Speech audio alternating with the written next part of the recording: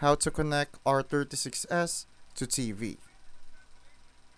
I'm going to tell you if you can connect your R36S handheld console to a television. Despite what some listings or videos might suggest, the R36S doesn't actually support TV output.